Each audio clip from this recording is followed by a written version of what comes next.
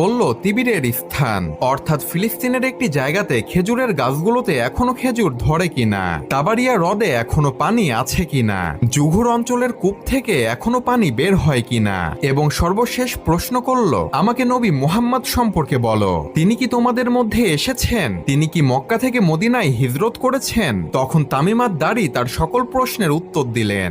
এরপর সেই বিশাল দেহের ব্যক্তিটি বলল, তোমাদের উচিত নবী মুহাম্মদকে মেনে নেওয়া, এতেই তোমাদের কল্যাণ রয়েছে। এরপর সে ব্যক্তিটি তার নিজের পরিচয় দিল। সে বলল, আমি হলাম দাজ্জাল, আমি এখান থেকে বের হবার অনুমতি পেলেই পুরো পৃথিবী 40 দিনে ভ্রমণ করব, তবে আমি মক্কা ও মদিনায় প্রবেশ করতে পারবো না।